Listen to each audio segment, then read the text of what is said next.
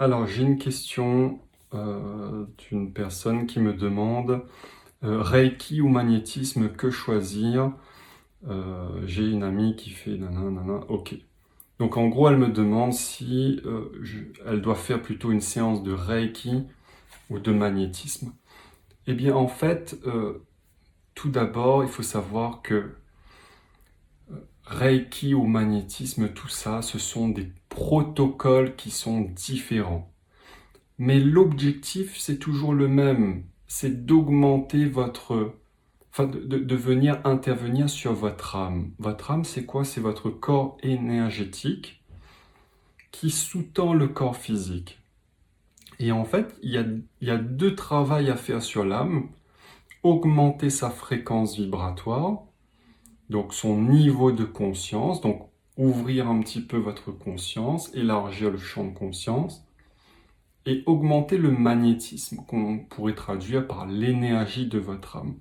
Donc l'électricité produite par votre âme. C'est les deux versants sur lesquels on travaille. Et en vérité, peu importe le protocole, le plus important, c'est le thérapeute.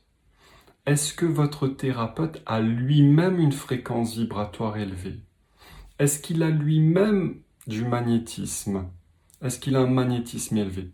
Parce qu'il faut bien comprendre que dans votre séance, il va y avoir une harmonisation énergétique et spirituelle. Vous allez vous harmoniser avec votre thérapeute.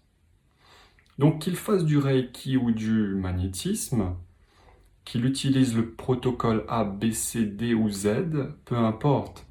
Le plus important, ce sera de s'harmoniser avec le bon thérapeute.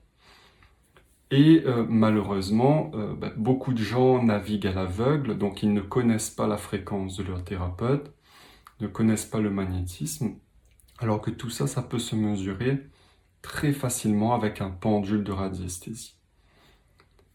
Au-delà du pendule, fiez-vous à votre ressenti de cœur, non pas à votre tête parce qu'on vous a dit que quelqu'un, il est super, le bouche à oreille, non. Qu'est-ce que vous ressentez? Est-ce que ça m'inspire? Est-ce que je me sens bien avec cette personne ou est-ce qu'il y a des frictions à l'intérieur? S'il y a des frictions, arrêtez immédiatement la séance et dites que vous sentez pas bien, vous voulez arrêter. Parce que, il est connu aussi dans le milieu que le Reiki est une pratique maléfique avec l'invocation de certains symboles, d'une certaine lignée de maîtres qui ne sont pas forcément lumineux.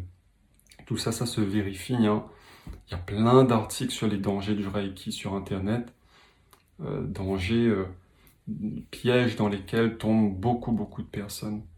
Alors c'est pareil pour le magnétisme. Si une personne qui est vampirisée elle-même par des mauvaises énergies, si elle touche une personne, si vous allez en séance et que cette personne touche votre tête par exemple, eh bien elle vous transfère toutes ces entités, donc toutes ces émotions négatives, toutes ces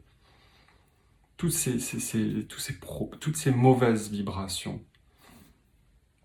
Donc voilà, donc c'est pas une question de Reiki ou de magnétisme, c'est une question de trouver le thérapeute qui vous inspire, qui vibre avec vous.